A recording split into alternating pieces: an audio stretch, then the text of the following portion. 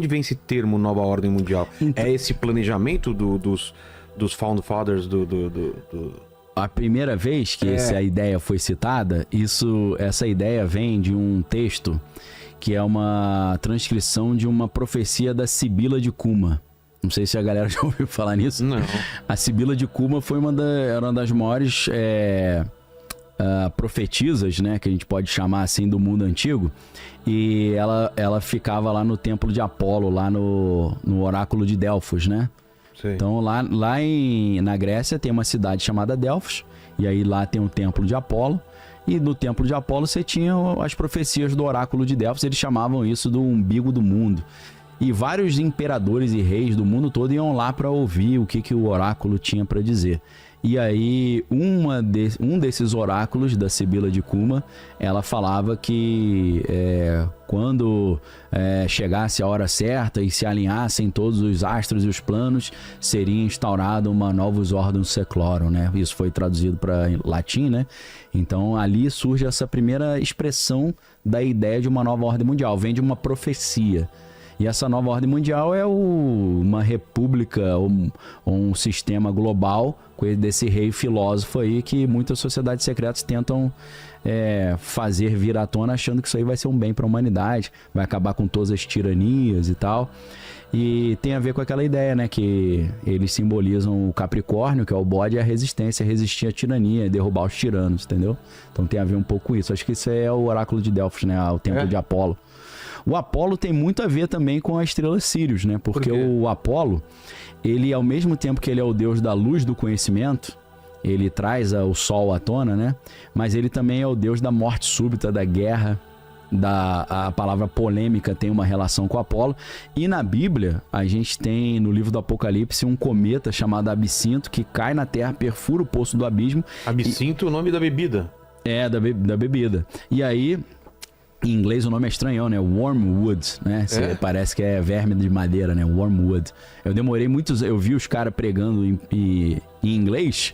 Aí o cara falava The Wormwood Prophecy. Eu falei, o que é Wormwood, maluco? Que parada é? Eu fui ver, pô, isso é absinto. Nada a ver absinto com Wormwood, né? Então esse cometa cai, perfura o poço do abismo, aí libera o príncipe do abismo, que em hebraico é conhecido como Abaddon, mas em grego é conhecido como Apolion. Vem de Apolo, que é a destruição, o destruidor. Então o deus Apolo, ele tem essa mesma dicotomia da estrela Sírius, que é igual o deus Apófis do Egito, que é o deus do cão, né? Que ele, ao mesmo tempo que ele é o deus da...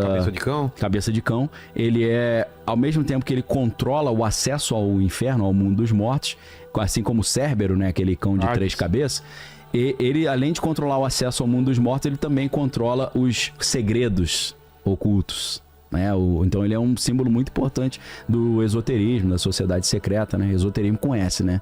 Nesse sentido, aquele conhecimento fechado. Mas aí o que acontece?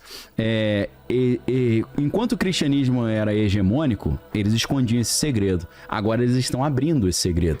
Isso acontece, por exemplo, tem uma história que um autor chamado William Schnoebelen, que ele foi maçom também, ele conta que ele estava nos Estados Unidos e tal, e ele estava iniciando lá no ocultismo, e tinha uma livraria lá de livros ocultistas. Antigamente era muito comum isso, né? Você ter uma livraria esotérica, né? Que era só de livro esotérico. Hoje tá... Até as livrarias estão acabando, né? O cara compra tudo online, né? Só uma sessão, às vezes, né? Isso é meio triste, né? E aí na livraria esotérica ele assistiu uma palestra de um cara que falou que era descendente dos druidas, que era um sumo sacerdote druida.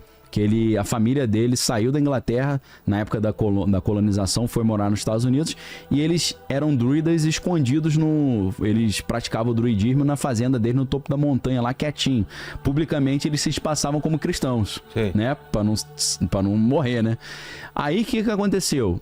Perguntaram pra ele, poxa, mas você tá revelando esses segredos ocultos aí? Pode revelar? Ele falou, então, nós começamos a receber orientações dos nossos espíritos guias, que agora chegou a hora de tornar o esotérico com S e esotérico com X. Está na hora de abrir para preparar a consciência das pessoas para a chegada, para o retorno do Horus aí, para essa ordem mundial nova.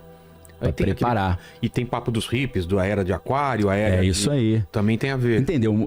Isso é interessante pra caramba. Tem a ver com Crowley. Anos 60, é isso? Anos 60. Falar sobre isso? Sim, anos 60. Flower Power e... Então... Se você olha, um dos lemas mais importantes do movimento hippie é o que? Sexo, drogas e rock and roll. Isso. É Crowley Faça 100%. Faça o que tu quiseres. Faça o que tu queres, essa é a lei. O próprio Raul Seixas, né, falava isso.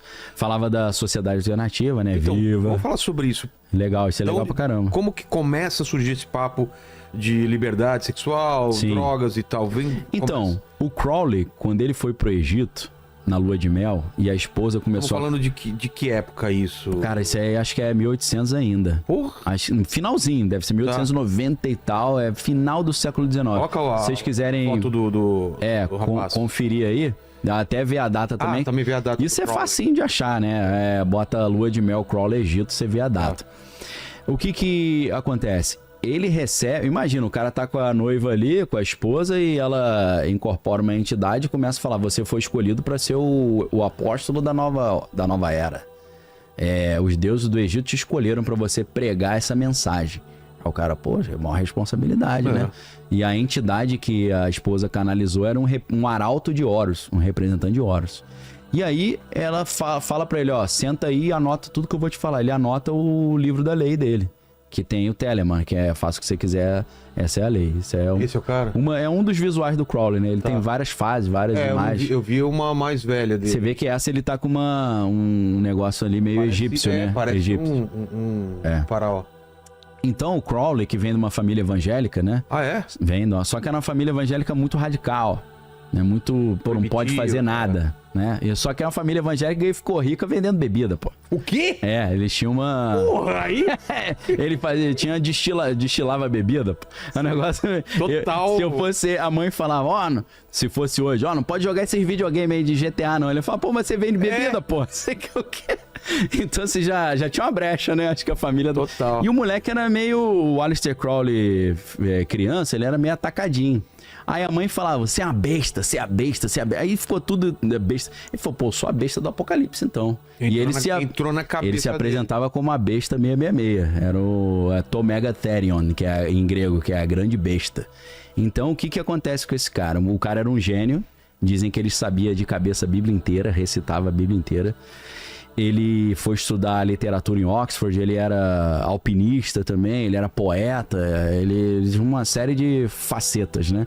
E aí esse cara começa a se envolver com uma sociedade chamada Golden Dawn. Ali na Golden Dawn ele conhece esse esoterismo e tal, né? O misticismo. E aí ele mergulha profundo nesses conhecimentos, tentando entender os símbolos secretos. E aí ele se envolve com a OTO, que é a Ordo Templi Orientis. A Ordo Templi Orientis vai levar muitas interpretações do obelisco, da pirâmide para essa questão mais sexual, e aí vai ter muitos rituais assim de magia sexual e tal, e obviamente isso atraía muito mesmo, né? O cara, é mais divertido que ficar contando historinha com um monte de velho na maçonaria. O cara, acho que eu vou passar pra essa outra aí. Essa ordem começa na Alemanha, e aí depois ele assume o controle dessa ordem, e aí ele começa a ter vários insights e sentir que ele é um emissário do Horus, do retorno do Horus. E aí ele é uma encarnação. Ele é o evangelista dessa nova era, que é a nova ordem também. Então ele começa a tentar criar uma cultura esotérica, superando a cultura cristã. E ele, muito sabiamente, né, provavelmente orientado pelos espíritos guia dele que dava as dicas, né, ele começou a atrair a atenção de formadores de opinião dentro da música, dentro da literatura. Só que o Crowley, ele conseguiu um seguidor chamado William Burroughs, e William Burroughs ele foi um dos precursores do movimento que antecedeu o movimento hippie, que foi o movimento beatnik, os beats, né? Então ele já era um Crowleyano influenciando a cultura. William Burroughs. E aí, a partir do William Burroughs, e aí começa aquelas ideias do The Doors, com The Doors inspirado no livro As Portas da Percepção. De experimentar droga para abrir a consciência, ter contato com os beatniks, então. Os beatniks, começa assim. O William Burroughs, ele tem umas cenas assim que eles estavam doidaço, ele entrou numa que ele era o Guilherme Tell. Aí ele botou uma maçã na cabeça de um cara, foi dar uma flechada que matou o cara. Deu uma zebra do caramba. Ih, não sou. Acho que a mira não tava boa hoje, não. Bateu um vento na hora. Então, assim, começou esse negócio de sexo, drogas e rock and roll. Então, o The Doors é mais beatnik do que hip. Entendi. Tanto que o Jim Morrison, Jim Morrison, acho que ele morreu em 68, 69. Quando o movimento hippie tava bombando, ele já tava meio que morrendo ali. Então ele é um cara precursor, né?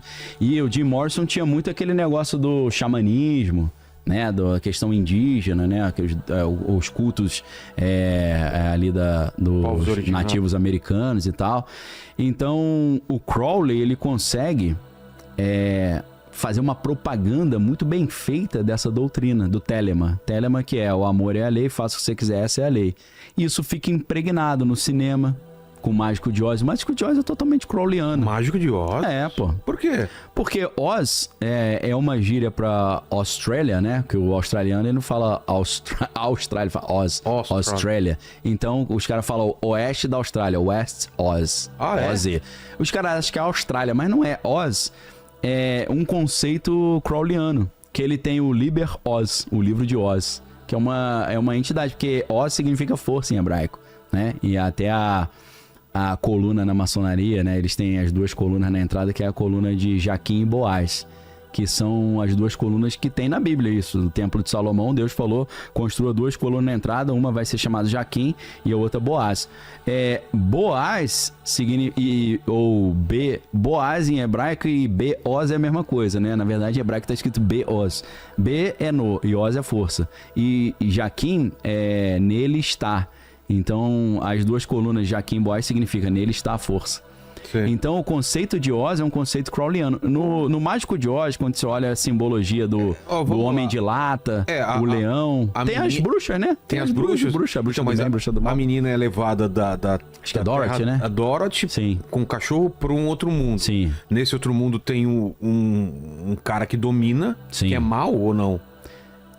Eu acho que é apresentado como mal ali, pelo menos no início ali do filme. Aí tem uma bruxa boa, a bruxa do leste, a bruxa ruim, tem o Homem de Lata, que quer um coração. Sim. O leão que é medroso. E isso. Agora o palha. Olha lá, e o Homem de Palha, que quer o cérebro.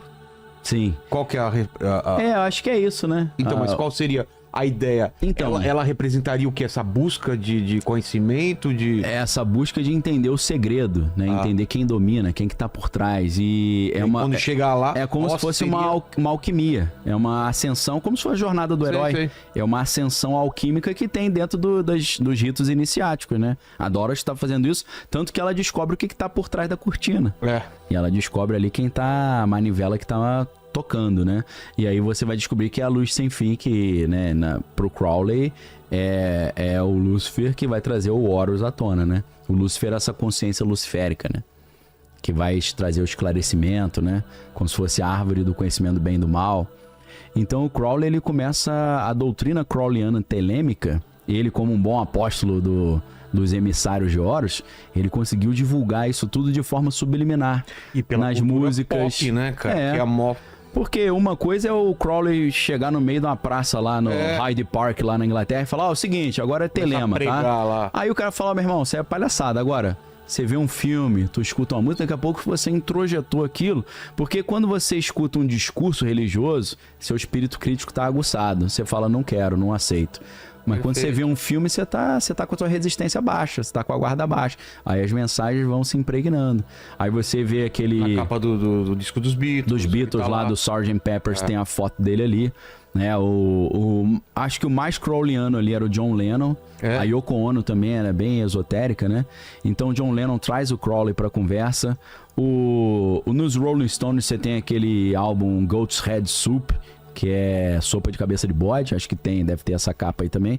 E ali você tem Sympathy for the Devil, né? Pleased to meet you, né? Hope you guess my name. Então ele tem um pacto com o diabo ali na parada, uma influência crowleyana forte.